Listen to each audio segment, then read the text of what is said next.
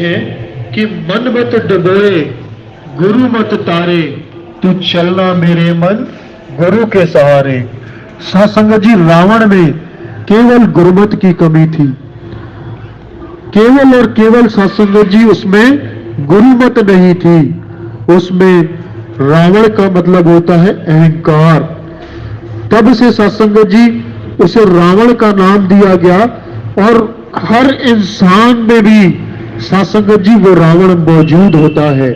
इसीलिए बाबा हरदेव सिंह जी ये समझाने का प्रयास कर रहे हैं कि हर साल जो रावण का पुतला हम दहन करते हैं और कितने सासंगत जी भाव से, कितनी शौक से हम उस पुतले को दहन होने के लिए काफी भीड़ में इकट्ठे होते हैं देखने के लिए, कि देखते हैं कि रावण किस प्रकार से जलता है। सासंगत जी, इस बात को मनन करना होगा, सोचना होगा कि उस रावण के पुतले को तो जलाया जा रहा है, क्या हमारे अंदर भी वो रावण है? क्या हम उस रावण का समर्पण कर पा रहे हैं? सासंगत जी, वही बात इस अध्यात्म में समझाई जाती है कि सबसे पहले इंसान जब गुरु के चरणों में आता है, समर्पण करता है, तो सबसे पहले उसके अंदर की मैं जो होता है वो गुरु ले लेता है। सबसे पहला प्रण गुरु लेता है कि तन मन और धन ये तुम गुरु को अर्पण कर दो, तभी सही मायनों में तुम गुरु के चरणों में समर्पित हो पाओगे। सासंगत जी, गुरु लेता है, ये प्रण देता है हमें कि ये तुम गुरु का मान के चलो, ले नहीं लेता। ये होता है समर्पण।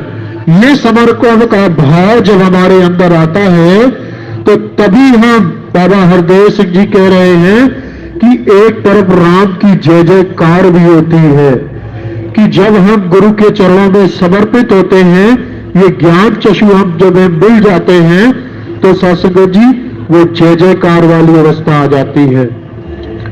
तो वही बात सासंगत जी अभी महात्मा हमें बता भी रहे थे कि हम पानी का लोटा भरकर सूरज को चढ़ाते हैं, समुद्र में से पानी एक लोटा निकालते हैं, तो क्या सासंगत जी समुद्र में कमी हो जाती है? इसी बात को गुरु नानक देव जी समझाने का प्रयास करते हैं कि एक नदी में कुछ पंडित होते हैं, वो समुद्र में लोटा लेकर और सूरज को पानी डाल रहे होते हैं। सासंगत जी, ये सब गुरु नानक देव जी देख रहे होते हैं, तो गुरु नानक देव जी भी अपना लोटा लेकर और वो भी जल चढ़ा रहे होते हैं। वो पंडित गुरु नानक देव जी से सवाल करते हैं कि भाई, हम तो जो जल दे रहे हैं वो सूर्य देवता को दे रहे हैं, पर तुम ये जल किसको दे रहे हो? गुरु नानक देव जी कहते हैं कि यहां से कुछ मील दूर मेरे खेत हैं, मैं अपने खेतों को पानी दे रहा हूं। तो पंडित कहता है कि भाई तू पागल हो गया है, खेत यहां से कितने मील दूर है और तो यहां से पानी दे रहा है। तो गुरु नानक देव जी कहते हैं कि यही तो मैं तुम्हें समझाने का प्रयास कर रहा हूं। सूरज कितनी दूर है, तुम यहां से पानी दे रहे हो, तो क्या ये पानी सूरज तक चला जाएगा? सासंगत जी, सोचने वाली बात है। आज ये दुनिया जो है सासंगत जी, सब जो है ये अंधकार में जी रही है, क्यों? केवल सासंगत जी आप सभी जानते हैं कि शरीर 5 तत्वों का पुतला बना हुआ है।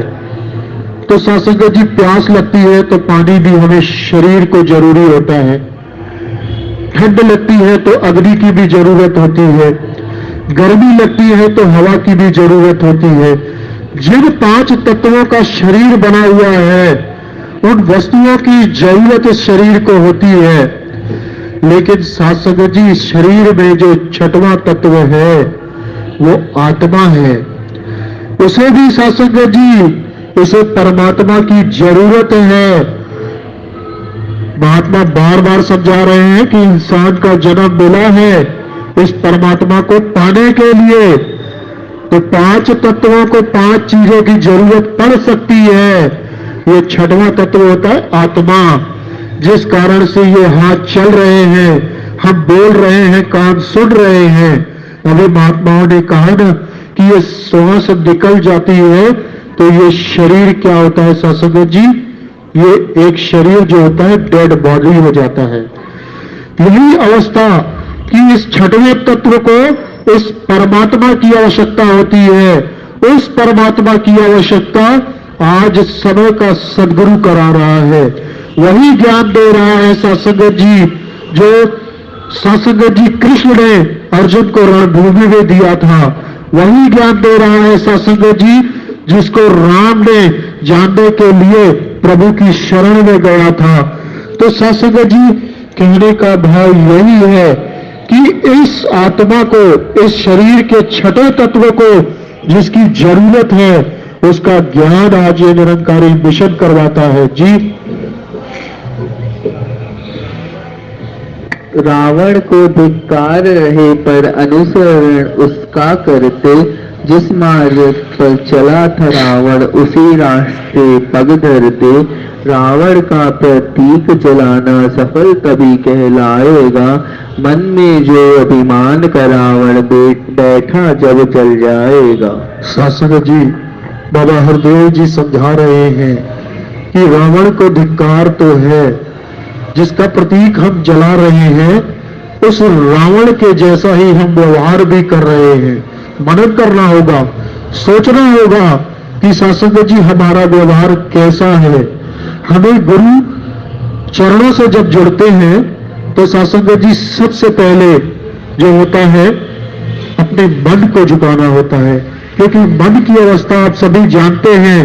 अभी सत्संग में बैठे बैठे भी महात्माओं का ध्यान कहीं और होगा। ये अवस्था होती है मन की, क्योंकि मन जो होता है एक बंदर के समान होता है। जिस तरह बंदर एक डाल से दूसरी डाल की ओर छलांग लगाता है, वही अवस्था होती है मन की। लेकिन सत्संग जी जब ये गुरु ज्ञान देता है तो युक्ति बदलाता है कि सेवा, सत्संग और सिमरन करना है। तो इंसान जब इन युक्तियों को अपनाता है और ये मन की खूंटी जो है ये गुरु के ज्ञान से बांध लेता है, तो वो मन भटकता नहीं है, केवल और केवल वो गुरु चरणों में समर्पित होता है। उनका ध्यान जो होता है केवल सत्संग में होता है। सत्संग का कौन सा वचन हमारे जीवन में परिवर्तन कर देता है, ये सत्संग जी उन महात्माओं को पता होता है जिन्होंने ये ज्ञान लिया होता है।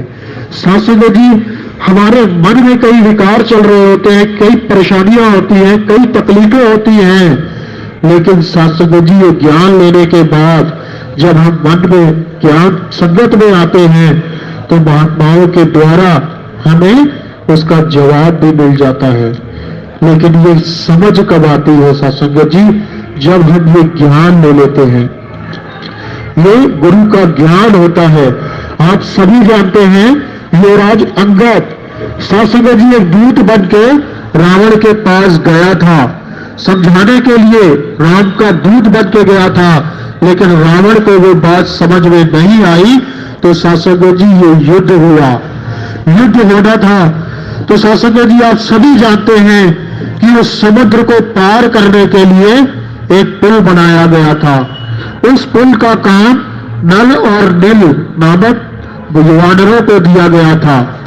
सत्संग जी वो नल और नील जो वानर थे, सत्संग जी उन्हें इतनी शक्ति प्राप्त थी, गुरु का वरदान था कि वो किसी भी वस्तु को सत्संग जी उस वस्तु पर रा और दूसरी वस्तु पर मान लिख के उस वस्तु को समुद्र में बहा देते थे, चाहे वो पत्थर हो चाहे वो बड़े बड़े पेड़ हो। सत्संग जी वो दोनों जब जोड़ देते थे तो वो सत्संग जी तैर कर वो पुल बन जाता था। उन्हें सत्संग जी इतनी गुरु की कृपा प्राप्त थी। अब सत्संग जी ऐसा करते करते वहां पर प्रभु राम पहुंचते हैं। क्या देखते हैं कि ये नल और नील पत्थर पर और पेड़ों पर रा और मान लिख के जोड़ते हैं तो ये पत्थर तैरने लग जाता है। तो प्रभु राम कहते हैं कि भाई ये तुम कैसे कर रहे हो? तो सत्संग जी वो कहते हैं कि प्रभु ये आपकी कृपा है, ये आपके नाम की ही कृपा है जो हम ऐसा कर पा रहे हैं। सत्संग जी, प्रभु राम कहते हैं ठीक है भाई, मैं भी देखता हूं, अगर मेरे नाम लिखने से मेरे नाम में इतनी शक्ति है तो मैं भी एक पत्थर इस पानी में डालता हूं, देखता हूं वो भी तैरता है कि डूब जाता है। प्रभु राम ने उस पत्थर को उठाया और उस पानी में डाला। सत्संग जी, वो पत्थर डूब गया। सत्संग जी, सारी वानर सेना जो है वो आश्चर्यचकित हो गई। लेकिन सत्संग जी, प्रभु भक्त हनुमान उस बात को समझ गए और जोर से सत्संग जी जय श्री राम के जयकारे लगाने लगे। तो सत्संग जी, हनुमान जी कहते हैं प्रभु आपकी जिस पर कृपा है वही पार लग सकता है, जिसकी कृपा आप पर नहीं है वो पार कैसे लग पाएगा। तो सत्संग जी, प्रभु राम कहते हैं कि हनुमान तुम कहते तो ठीक हो, पर ये जो पत्थर मैंने अपने हाथ से छोड़ा ये डूब गया, ऐसा क्यों हुआ। तो हनुमान जी कहते हैं प्रभु ठीक ही तो है, जिस पर आपकी कृपा नहीं है, जिसका आपने हाथ छोड़ दिया उसने तो डूबना ही है, वो कैसे तैरेगा। तो सत्संग जी, ये कृपा होती है। सदगुरु सत्संग जी जब हाथ पकड़ते हैं तो सत्संग जी छोड़ते नहीं हैं। ये गुरु कृपा होती है, ये नाम की शक्ति होती है कि अगर हम नाम का सिमरन कर रहे होते हैं तो पत्थर भी सत्संग जी तैरने लग जाता है। बात आती है विश्वास की, लेकिन जब हमारा विश्वास परिपक्व होता है, गुरु के ऊपर समर्पण होता है पूरा गुरु के ऊपर, तो ये बात आती है। वही बात सत्संग जी आज समय का सदगुरु हमें ये नाम सिमरन दे रहा है, ये ज्ञान दे रहा है। इस ज्ञान पर सत्संग जी जब हमारी परिपक्वता मजबूत होती है तो वही अवस्था होती है कि आप सभी जानते हैं कि आज राम से ज्यादा कई लोग हनुमान को पूछते हैं। क्यों? सत्संग जी उन्होंने भक्ति की थी, वो भक्ति सत्संग जी जो सत्संग जी जिसे कहते हैं कि तलवार की धार से भी सत्संग जी तेज होती है, ऐसी भक्ति प्रभु भक्त हनुमान ने की थी। तभी सत्संग जी आज उनका नाम सारे संसार में गाया जाता है। जी, राम की जय जयकार तभी है, राम की जय जो अपनाओ, दया धर्म को मन में ढारो, प्रेम सभी पर बरसाओ। प्रभु राम की तरह हमेशा मर्यादा में रहना है, हरदम ही रसना से अपने मधुर वचन ही कहना है। रोम रोम में राम बसेगा, राम राज आ जाएगा, कल हर देव ब्रह्म ज्ञान से जग सारा सुख पाएगा।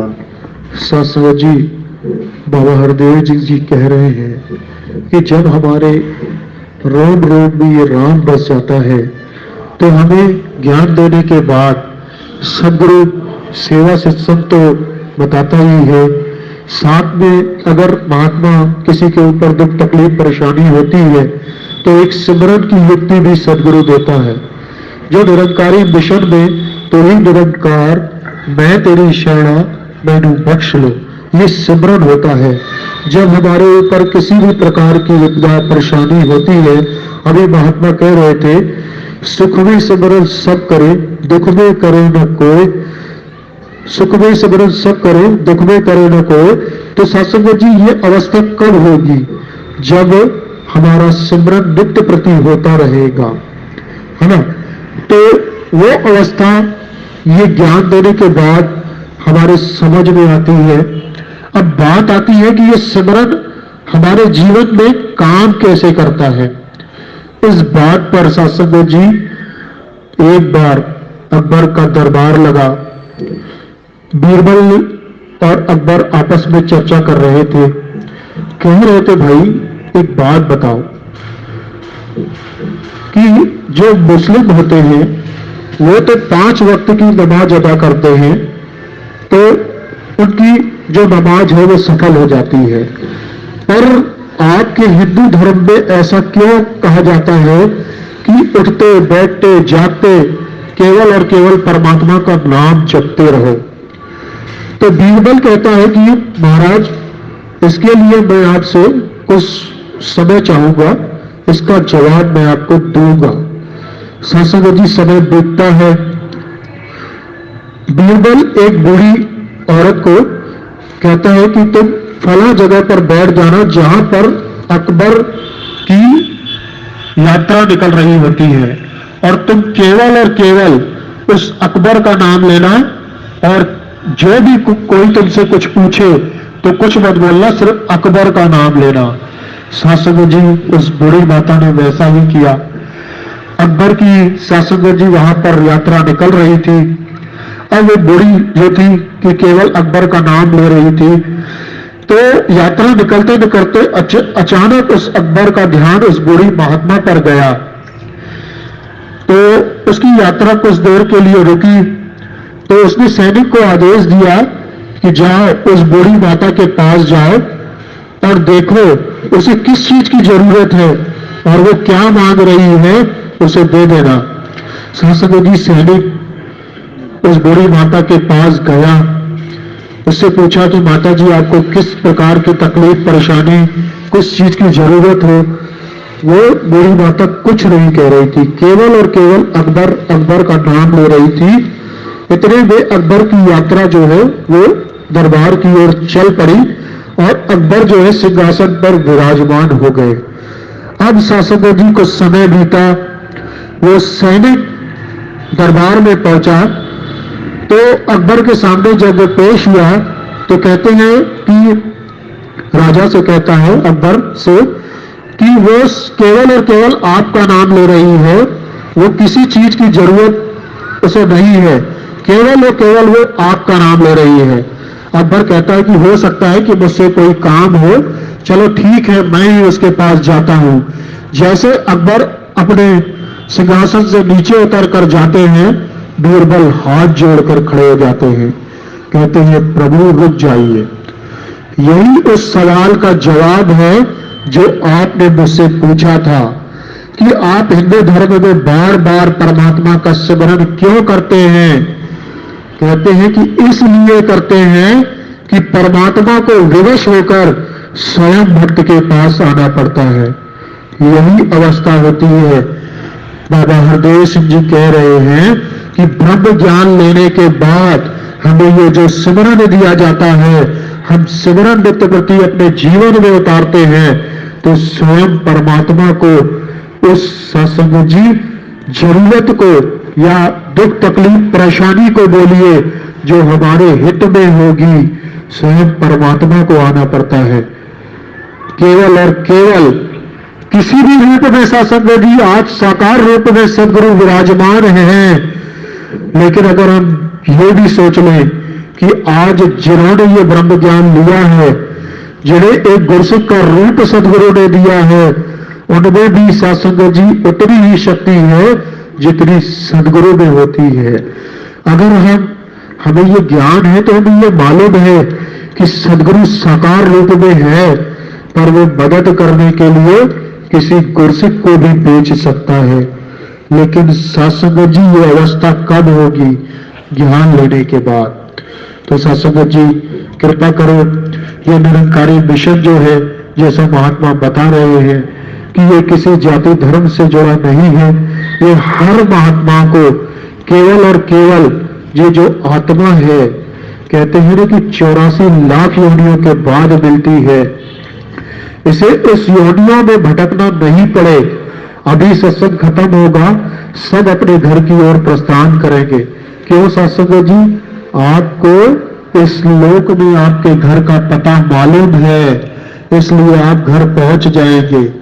लेकिन सत्संग जी जब ये आत्मा शरीर छोड़ती है तो इसे भी उस घर की पहचान होनी चाहिए कि इस शरीर को छोड़ने के बाद इसे जाना कहाँ है। उसकी पहचान कराता है ये निरंकारी मिशन। वो ब्रह्म ज्ञान देता है जब ये शरीर इस आत्मा को छोड़ता है तो आत्मा उस परमात्मा में समा जाती है जहां उसका घर होता है। यही इतनी सी पहचान है इस निरंकारी मिशन में। सत्संग जी दास प्रार्थना करता है कि समय रहते जो महात्मा बार बार कहते हैं कि मानुष जन्म दुर्लभ है, होत न बारंबार, तो इसीलिए कहा जाता है कि इन महात्माओं ने उस ज्ञान को प्राप्त कर लिया है। उन्हें मालूम है कि हम शरीर छोड़ेंगे तो हमारी आत्मा इस परमात्मा में लीन हो जाएगी, उस 84 के चक्कर से हम मुक्त हैं, मुक्ति मिल जाएगी।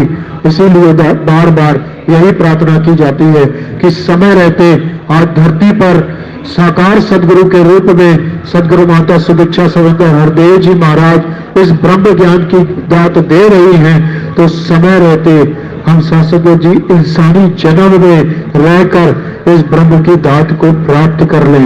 ये लोक हम सवार ही रहे हैं, इस परलोक को भी सवार लें जो हमारे साथ जाने वाला है। प्यार से